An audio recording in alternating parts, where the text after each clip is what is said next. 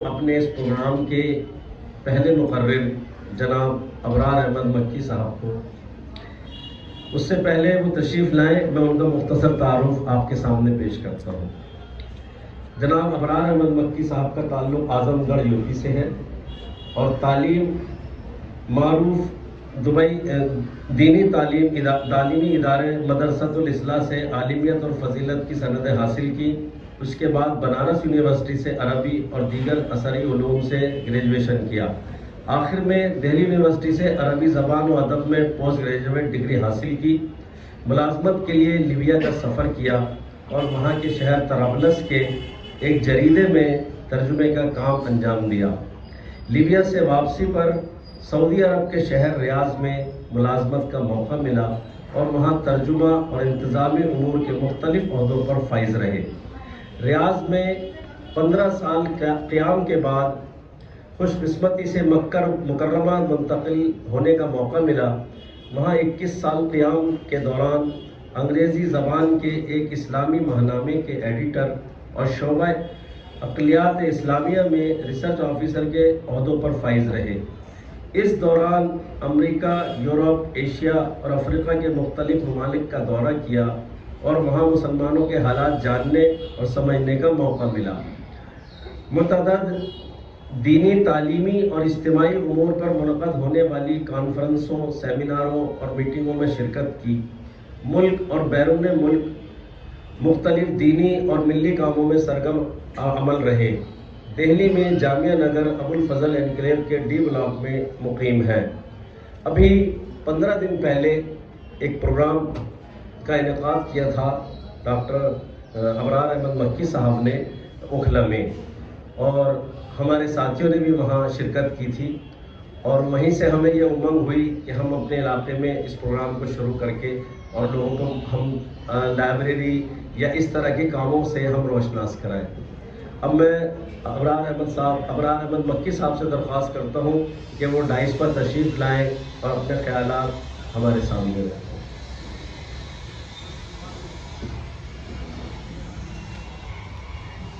السلام علیکم۔ بسم اللہ نحمدہ و نصلی علی رسولہ الکریم وعلی آلہ وصحبہ اجمعین۔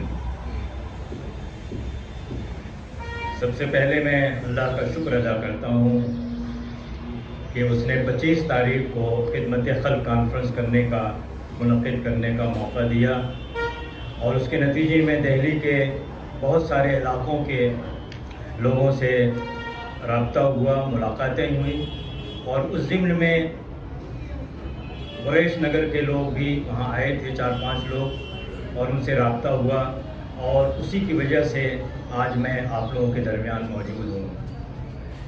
میں اس پروگرام کے لیے سٹی فاؤنڈیشن کے عہدیداران، ممبران کا شکر گزار ہوں، اور مسجد کمیٹی کے تمام عہدیداران اور ممبران کا شکر گزار ہوں۔ اسی طرح جو لائبریری مسجد شاہ گل کے جو بھی عہدیداران ممبران ہیں، ان کا بھی میں شکر گزار ہوں کہ آپ نے آج ہمیں بولنے، بلانے، یاد کرنے کا موقع دیا۔ دیکھیے، میں چاہتا ہوں کہ جیسا کہ آج جو کانفرنس ہے، تعلیمی کانفرنس ہے، تو مجھے تعلیم کے موضوع پہ ہی بات کرنی چاہیے،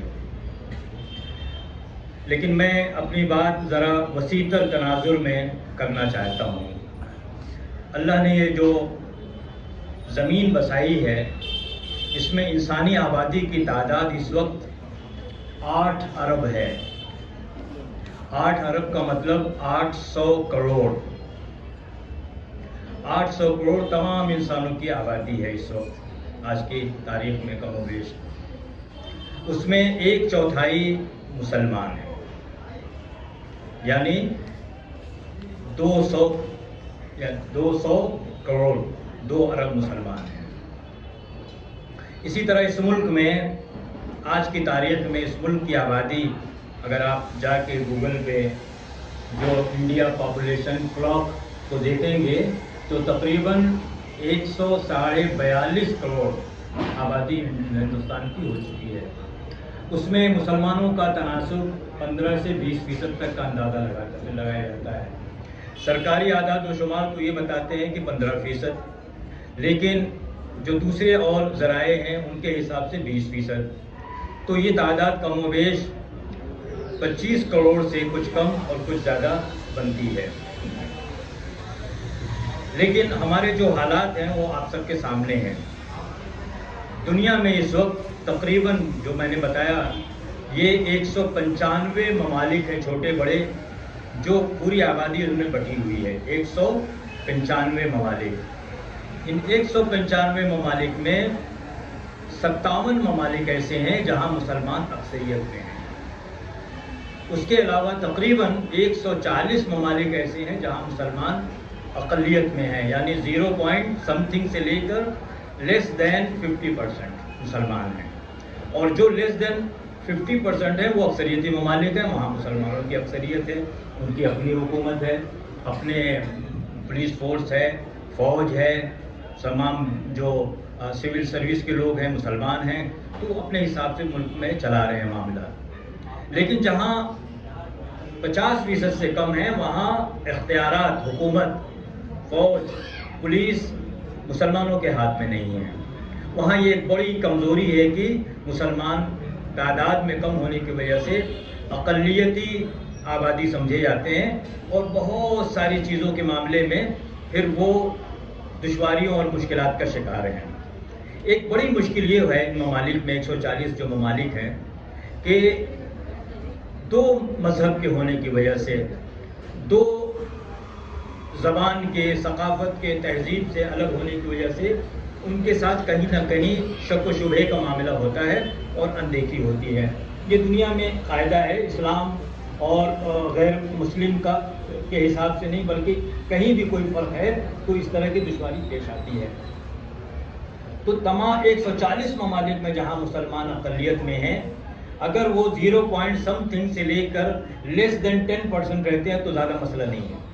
जहाँ उनकी आबादी 10% से बढ़ने लगती है वहाँ मसाइल पैदा होना शुरू होते हैं और दूसरों को ये एहसास होने लगता है कि अब मुसलमान हमारे लिए कहीं ना कहीं मुश्किलात का सबब बनेंगे।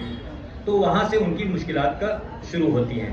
1-2 मिसालें देता हूँ। जैसे एक ताइवान मुल्क है, मुसलमान 2-3% हैं वहाँ कोई बड़ा मसला नहीं मुसलमानों के साथ। लेकिन जहाँ मुसलमान 10% से आगे बढ़ने लगते हैं, 15%, 20% होने लगते हैं, वहाँ मसाइल का आगाज़ होता है, मुश्किलात शुरू होना शुरू होती हैं। तो ये जो ममालिक हैं, 57 ममालिक के अलावा 140 ममालिक के करीब, वहाँ मुसलमानों को बहुत सारे चैलेंजेस हैं। उनके दीनी मसाइल हैं, उनके तहजीबी मसाइल हैं, उनके माशी मसाइल हैं, उनके सियासी मसाइल हैं, समाजी मसाइल हैं। लेकिन आज चूँकि तालीम की बात हो रही है तो एक मसला मैं आपकी तरफ तवज्जो दिलाना चाहता हूँ, बहुत अहम है, जिस पर तरफ तवज्जो देने की ज़रूरत है। और वो सिर्फ हिंदुस्तान में नहीं है, बल्कि इस तरह के 140 ममालिक हैं जहाँ मुसलमानों को तवज्जो देनी पड़ती है। मुसलमान 2 बड़े चैलेंजेस हैं वहाँ पे तालीम के ताल्लुक से। एक तो ये कि वो चूँकि एक बड़ी आबादी गैर मुस्लिम होती है और उस मुल्क का निसाब तालीम, उस मुल्क का मीडिया, सोशल मीडिया, ये सारी चीज़ें इस्लाम के अलग चल रही होती हैं। तो अगर मुसलमान उन मुल्कों में अपने दीन के या अपनी दीनी पहचान का अलग से निज़ाम न बनाएं तो उसमें उनका मुसलमान रहना बहुत मुश्किल है। अक्सरियती आबादी में मुसलमान मिलजुल कर इस बात का कभी इम्कान है कि वो मुसलमान ही बाकी न रहें। तो अपना दीन और अपनी दीनी पहचान बनाने के लिए ज़रूरी है कि दीन की तालीम का वो इंतज़ाम करें। ये तो पहली ज़रूरत है। दूसरी ज़रूरत ये है कि उस मुल्क में अक़लियत में होने की वजह से ज़रूरी इस बात है कि मुसलमान भी, जैसे सब लोग तरक्की कर रहे हैं, सब लोग डॉक्टर हो रहे हैं, इंजीनियर हो रहे हैं, वकील हो रहे हैं, आर्किटेक्ट हो रहे हैं, इंजीनियर हो रहे हैं, तो ज़रूरी है कि मुसलमान भी उस मुल्क में ये सब ओहदे हासिल करें, ये सब पोजीशनें हासिल करें और सबकी खिदमत करें।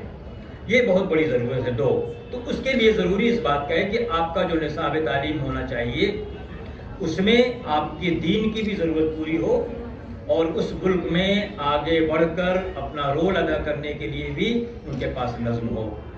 بدقسمتی سے اس ملک میں انگریزوں کے آنے کے بعد انگریزی تعلیم کا جو چلن ہوا، اس سے اس ملک میں تعلیم کی دو الگ الگ راہیں ہو گئی۔ اس ملک میں تعلیم کی دو الگ الگ، دینی تعلیم کا الگ راستہ، اور اب اس کو جیسے انگریزی تعلیم کہتے ہیں اس کا الگ راستہ ہو گیا۔ یا تو وہاں سے مولوی تیار ہوں گے یا مسٹر تیار ہوں گے، بیچ میں کوئی راستہ نہیں۔ مجھے اللہ تعالیٰ نے، میں سعودی عرب میں رہا تو میں نے اپنے بچوں کو، جو وہاں انڈین ایمبیسی کا نصاب تعلیم تھا، اس اسکول میں داخل کرنے کے بجائے میں نے اپنے بچوں کو سعودی اسکولوں میں داخلہ دیا۔ اس سے فائدہ یہ ہوا کہ ان کے یہاں دینی تعلیم کی ساری چیزیں ہوتی ہیں، قرآن، حدیث، فقہ، عقیدہ، ساری چیزیں پڑھائی جاتی ہیں۔ اس کے ساتھ ساتھ ان کو سائنس، میتھ، انگلش، وہ ساری چیزیں پڑھائی جاتی ہیں ان کو۔ تو اب میرے 7 بچے ہیں، 7 حافظ ہیں، 3 لڑکیاں 4 لڑکے، 7 حافظ ہیں، 7 عالم دین ہیں اور 7 جدید تعلیم یافتہ ہیں۔ میں انڈیا میں رہتا تو شاید مجھے دشواری پیش آتی، یا تو میں انہیں دینی مدرسے میں ڈالنا پڑتا، یا سرکاری اسکول میں ڈالنا ہوتا، یا تو پرائیویٹ میں داخلہ ہوتا، یا تو اس طرح کے بنتے۔ نصاب تعلیم جو ہوتا ہے وہ سانچے کی طرح ہوتا ہے، جیسے جو لوگ انڈسٹری میں کام کرتے ہیں ان کو معلوم ہے کہ سانچے جیسا سانچہ ہوگا ویسا پروڈکٹ تیار ہوگا۔ اسی طرح نصاب تعلیم جیسا ہوگا اسی حساب سے لوگ تیار ہوں گے، دینی ذہنیت کے یا عصری علوم کی ذہنیت کے۔ ان کی سوچ میں بڑا فرق ہوگا اور کبھی کبھی ملت کے اندر ٹکراؤ بھی پیدا ہوگا۔ ان کی سوچ ایک طرح کی ہوگی، ان کی سوچ دوسری طرح کی ہوگی۔ تو میں اپنے بارے میں بتا رہا تھا کہ وہ کام جس کے لیے مجھے لوگوں سے کہنا پڑ رہا ہے، علماء حضرات کو سمجھانا پڑ رہا ہے، اہل مدارس کو سمجھانا پڑ رہا ہے، اور وہ دینی جو پرائیویٹ اسکول ہے، انگریزی اسکول ہے، ان کو سمجھانا پڑ رہا ہے، اس کے لیے وہ کام میں کر چکا ہوں الحمدللہ۔ جیسے میں نے آپ کو بتایا کہ میرے بچے حافظ ہیں، عالم ہیں، جدید تعلیم یافتہ ہے۔ اس میں ایک لڑکا ہے جس نے جو امریکہ میں ہے اور MBBS سعودی عرب میں کیا۔ اس کے بعد ایک پروگرام ہوتا ہے US میلی، جس میں ساری دنیا سے 2000 کینڈیڈیٹ تھے، 6 سیٹیں تھیں فیملی میڈیسن میں۔ اللہ تعالیٰ نے اسے ایک دے دی، اب اس کو گرین کارڈ بھی مل گیا، وہاں وہ رہ رہا ہے۔ اس کا شوق تھا امریکہ میں جا کے وہاں رہنے کا، پڑھنے کا، کام کرنے کا۔ ایک لڑکا ہے، حافظ ہے، عالم ہے، انجینئر ہے، مکہ مکرمہ میں وہ ایک کمپنی میں مینیجر بھی ہے اور انجینئر بھی ہے۔ تو میرا کہنے کا مطلب یہ ہے کہ یہ سب وہ ضرورتیں ہیں جو ہمیں اپنے ذہن میں رکھنی چاہیے۔ اگر یہ ضرورت ہمیں نہیں مل رہی ہے تو ہمارے سماج کے جو صاحب حیثیت لوگ ہیں، جو کچھ کر سکتے ہیں، ان کو ایسی کوشش کرنی چاہیے کہ ہمارے پاس ایسے اسکول ہیں جن میں ہماری دینی ضرورتیں بھی پوری ہوں اور ہماری اس ملک میں آگے جانے کی جو ضرورتیں ہیں وہ بھی پوری ہوں۔ ایک تو یہ بات کہنی تھی۔ دوسری بات مجھے یہ کہنا ہے کہ جب ہم تعلیم کی بات کرتے ہیں تو تعلیم کے 5 عناصر ہیں، یعنی 5 کمپوننٹس ہیں اس میں۔ پہلی چیز ہے کہ نصاب تعلیم ہونا چاہیے، دوسرے طالب علم طلبہ، تیسرے مدرس، چوتھے انتظامیہ اور 5ویں سہولیات۔ بلڈنگ ہے، بلڈنگ ہونی چاہیے، اس کی کلاس روم ہونے چاہیے، لیبارٹری لیب ہونی چاہیے، اور دوسری جو ایجوکیشنل فیسلٹیز ہیں وہ ملنی چاہیے، یہ ساری چیزیں۔ لیکن ان سب میں سب بڑھیا ہو آپ کے پاس، اچھا اسکول ہو، اچھے ٹیچرز ہوں، اچھا نصاب تعلیم ہو، لیکن جو پڑھنے والے بچے آ رہے ہیں ان کے گھر کا ماحول صحیح نہیں ہے تو بچہ آپ کو پڑھ کے نہیں دے گا۔ تو پہلی ضروری بات ہے کہ آپ اپنے گھر کا ماحول صحیح کریں۔ مجھے یہ شکایت ملی، لوگوں نے بتایا کہ ہمارے یہاں ماحول یہ ہے، لوگ کاروبار سے جڑے ہوئے ہیں اور یہ سوچتے ہیں کہ صاحب پڑھا لکھا کے کیا ہوگا، بیٹا انجینئر ہوگا، ڈاکٹر ہوگا، جو تنخواہ لائے گا اس سے زیادہ ہم کما لیتے ہیں۔ صرف پیسہ کمانے کے لیے تعلیم نہیں ہوتی ہے، تعلیم شخصیت بھی بناتی ہے۔ تعلیم پوری ایک امت کا، ملت کا، کمیونٹی کا ایک مقام بھی بناتی ہے۔ تو بہت ضروری ہے کہ آپ اس بات پہ توجہ دیں کہ چاہے آپ کو ڈاکٹری کی ضرورت نہ ہو، کوئی بات نہیں، آپ کو انجینئر بنانے کی ضرورت نہیں ہو، لیکن آپ کو اپنا کاروبار بڑھانے کے لیے مینجمنٹ کی تو ضرورت ہے، اچھے مینجمنٹ کی، تاکہ آپ کے پاس ایک دکان اگر ہے تو 10 دکانیں بنائیں۔ آپ کے پاس ایک چھوٹی سی انڈسٹری ہے، پورے ملک میں آپ کے پروڈکٹ سے فائدہ ہو سکتا ہے، تو وہ ذہن بھی تو آپ کا ہونا چاہیے کہ آپ پورے ملک کی خدمت کر سکیں۔ تو تعلیم صرف پیسہ کمانے کے لیے نہ ہو، بلکہ آپ کی شخصیت کی تعمیر، آپ کے اخلاقی قوت کی تعمیر کے لیے بھی، آپ کے کردار کی، آپ کے رول کے لیے ملک میں ایسی جینی کمیونٹی آپ دیکھ رہے ہیں، کتنی تھوڑی سی آبادی، لیکن ان کا ملک میں بڑا رول ہے، ہر جگہ ان کے آپ کو کار خیر کرتے ہوئے نظر آئیں گے آپ کو۔ تو آپ کو اس ملک میں اٹھنا بھی ہے، آپ کو اپنا رول بھی ادا کرنا ہے۔ جب ہم بات کر رہے تھے اس پر توجہ دینے کی ضرورت ہے کہ ہمارے گھر کا ماحول درست ہو۔ اب آتے ہیں تعلیم کے مراحل کتنے ہیں۔ تعلیم کے مراحل کئی ہیں، اس میں پہلا مرحلہ ایڈمیشن کا۔ آج کی تاریخ میں مسلمانوں میں ایڈمیشن، جو خوشحال لوگ ہیں وہ اپنے بچوں کا اچھے سے اچھے اسکول میں داخلہ کرا لے رہے ہیں، یعنی آپ سمجھیے کہ 100 میں سے تقریباً 90% ان کا ہو ہی جاتا ہے۔ جو خوشحال لوگ ہیں، جو غریب ہیں، ان کا داخلہ نہیں ہو پاتا، ان کے ہاں بیداری بھی نہیں ہے اور پیسے بھی نہیں پڑھانے کے لیے، تو سوچتے ہیں جانے دو، ان کا بچہ جھگی جھوپڑی میں جو لوگ ہیں یا پسماندہ کالونیوں میں رہتے ہیں، ان کے بچے نہیں پڑھ پاتے۔ تو ان ٹوٹل مسلمانوں میں جو ایڈمیشن آج ہو رہے ہیں وہ 70% ہو رہے ہیں، 70% ایڈمیشن ہو رہے ہیں۔ ان میں سے زیادہ تر آپ جانیے کہ ڈراپ آؤٹس کی وجہ سے ہائی اسکول تک پہنچتے پہنچتے 7-8% رہ جاتا ہے، اور گریجویشن لیول پہ جاتے جاتے 3-4% رہ جاتا ہے۔ اب آپ بتائیں کہ اس صورتحال میں ہم IAS میں، IFS میں، جوڈیشیری میں، انجینئرنگ میں، میڈیا کے جو امتحانات ہوتے ہیں کیسے کمپلیٹ کر سکتے ہیں؟ ہم دعویٰ کرتے ہیں کہ ہماری آبادی 15% ہے، 20% ہے، لیکن جب ہمارے بچے گریجویشن لیول تک جاتے جاتے 3% رہ جاتے ہیں کمیونٹی کے حساب سے، کیسے ہم آگے بڑھ سکتے ہیں؟ تو ضرورت ہے کہ یہ جو پورا سسٹم ہے، مراحل ہیں، اس میں ایک پہلا مرحلہ ایڈمیشن کا ہے 70%۔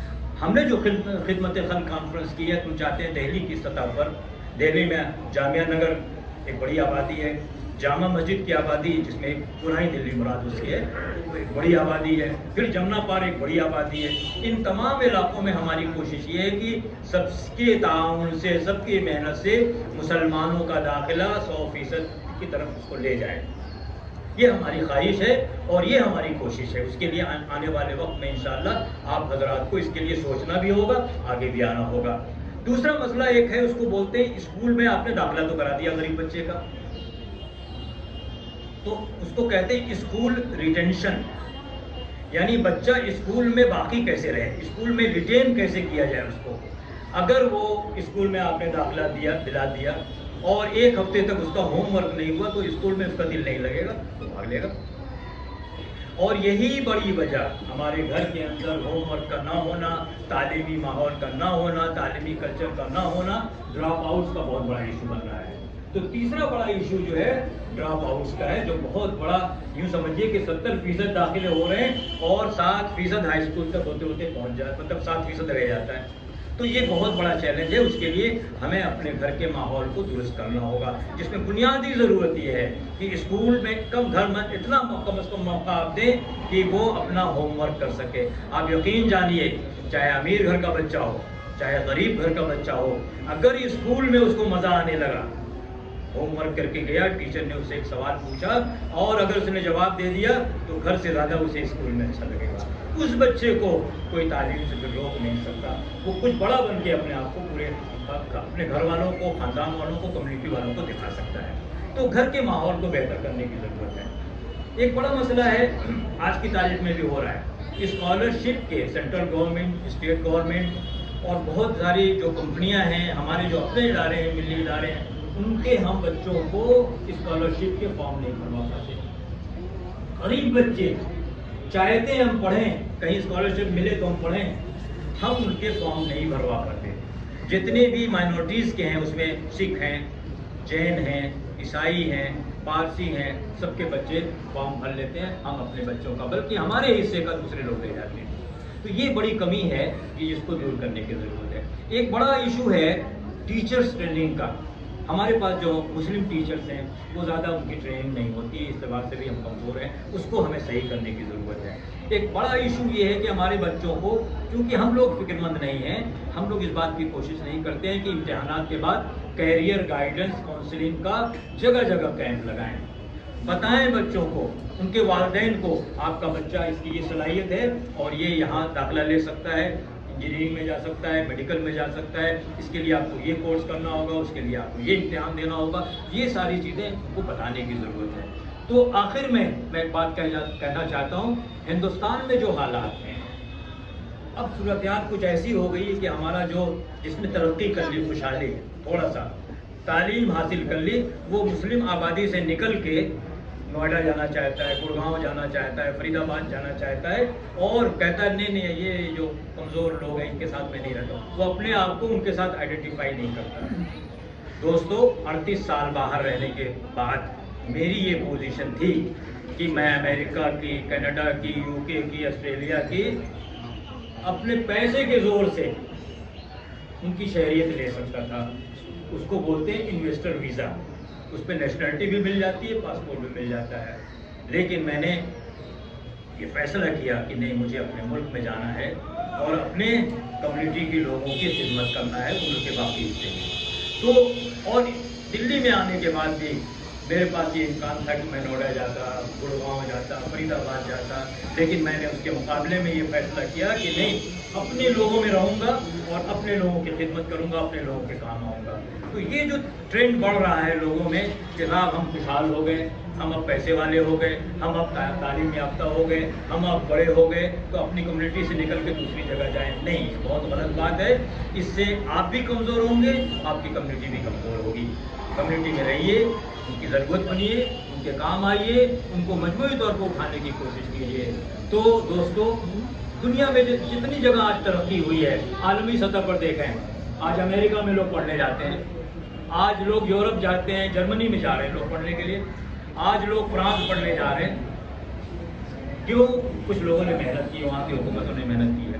اسی طرح مسلم ممالک میں دیکھیے، آج لوگ ملیشیا پڑھنے جاتے ہیں۔ کیوں؟ اس لیے کہ وہاں ایک صدر آیا تھا، مہاتیر محمد، اس نے کوشش کی اور ماحول بنایا پورے ملک میں۔ آج وہ ملیشیا ساری دنیا کے مسلمانوں کے لیے تعلیمی مرکز بنا ہوا ہے۔ کچھ دنوں پہلے کی بات ہے، ترکی کو لوگ سمجھتے تھے کہ سکھ مین آف یورپ، وہاں جیسے ہمارے یہاں کرپشن ہوتا ہے، وہاں جتنا بھی بجٹ کا پیسہ تھا وہ کرپشن میں جاتا تھا۔ لیکن کچھ دنوں سے وہاں اچھی قیادت آئی، انہوں نے اپنے ملک کے جو وسائل تھے ان کو استعمال کرنا، ملک میں بھی ترقی آئی۔ آپ یہاں دہلی میں ایک فاؤنٹین کر کے ایک کوچنگ سینٹر ہے، ترکی کے لوگ اسے آ کے چلا رہے ہیں، ان کا ہاسٹل بھی ہے، ان کا کوچنگ سینٹر بھی ہے۔ تو دنیا میں لوگ جا کے کام کر رہے ہیں، اور آنے والے وقت میں مسلم ممالک کا ترکی ایک ایجوکیشنل ہب بننے جا رہا ہے۔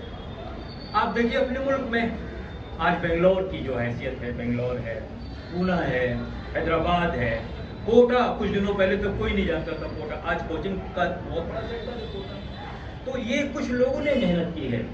تو میری آپ سے درخواست ہے کہ آپ بھی پوری دلی آج بامبے کے مقابلے میں پیچھے ہے، باوجود اس کے کہ یہاں کے مسلمانوں نے 800 سال تک بڑا رول ادا کیا دہلی میں، لیکن بامبے کے مقابلے میں بامبے کے مسلمانوں کے پاس آج کوئی جامعہ ملیہ اسلامیہ نہیں ہے، کوئی ہمدرد یونیورسٹی نہیں ہے، کوئی الفلاح یونیورسٹی نہیں ہے، لیکن اس کے باوجود ان کے پاس اچھے اسکول ہیں، اچھے کالجز ہیں، اچھے NGOs ہیں، جس کی وجہ سے بامبے کا مسلمان اس وقت دلی سے آگے ہے۔ آئیے ہم اسی کو کمپٹیشن کو اختیار کریں کہ نہیں، آنے والے چند سالوں میں دلی کے مسلمانوں کو ہم بامبے کے مسلمانوں کے برابر، اگر آپ ان سے آگے نہیں نکلنا چاہتے تو کم از کم ان کے برابر کھڑے ہوں گے۔ اسی طرح سے دلی کو ایک بڑا علاقہ اگر آپ مان لیں، اس میں جامع مسجد کا علاقہ ہے، اس میں آپ کا صدر بازار کا علاقہ ہے، قریش نگر کا علاقہ ہے، آپ یہ خواب اور یہ خواہش اپنے دل میں پیدا کیجئے کہ آنے والے وقت میں ہم صدر بازار کو اگر نہیں کر سکتے تو کم از کم قریش نگر کو ہم اس علاقے کا ایک مثالی اور ایک آئیڈیل نیبرہڈ بنائیں گے، اس کے لیے کوشش کریں گے۔